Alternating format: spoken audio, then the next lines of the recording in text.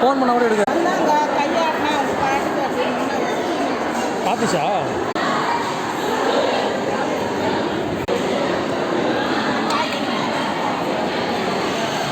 என்னத்துக்கு எத்தனை வந்தது அதெல்லாம் போதும் விடு.